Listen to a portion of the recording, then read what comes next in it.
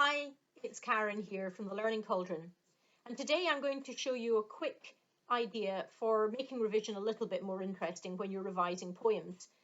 You'll no doubt be doing 6 poems for your higher English or for your Nat5 English, and I'd suggest using these revision cards. You can get them in a pack like this or just a normal pack from any stationer. The idea is that you take one card for each poem, if I can get that so you can see it. And these are the sorts of things that you can put on them. You can see here that the first thing I've got is the name of the poem, and then underneath that the theme or themes. Normally there could be more than one theme. Then there is the setting, the tone, ideas, by which I mean literally anything that is clever or unusual about the poem, which has enabled the poet to explore a theme in a different or striking way. And then at the bottom there, other poems that you could relate to when you're doing the 10 or 8 mark if it's Nat5 question at the end.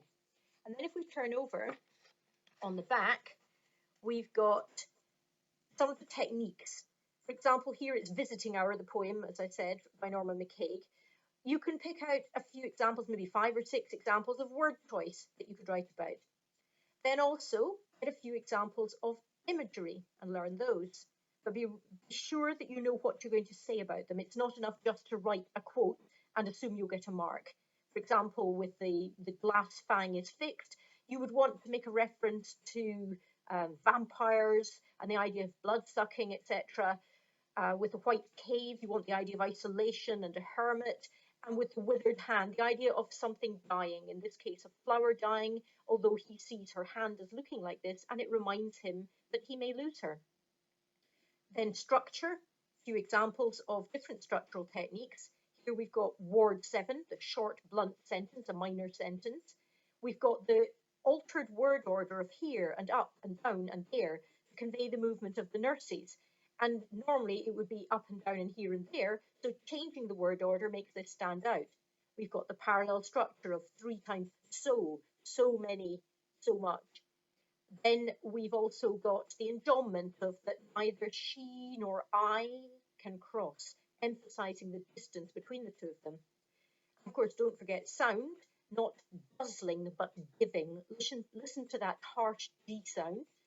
And the fruitless fruits, the last line which sums up the central concern of the whole poem, in other words, the futility, the pointlessness that he feels about this visit where he hasn't been able to help her, he hasn't been able to make her better, and he's watched the nurses behaving so much more strongly and positively than he himself has, and it's just made him feel wretched.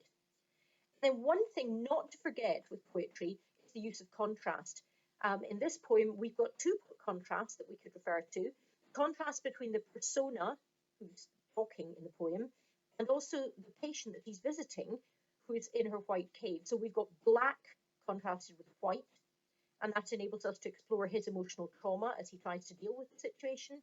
And likewise, he also feels a similar sense of trauma when he is watching the nurses moving lightly, swiftly, easily, as you can see.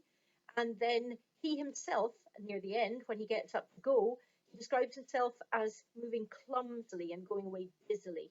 And here we see the contrast between the way the nurses cope with being in a hospital and the way he copes, or rather doesn't.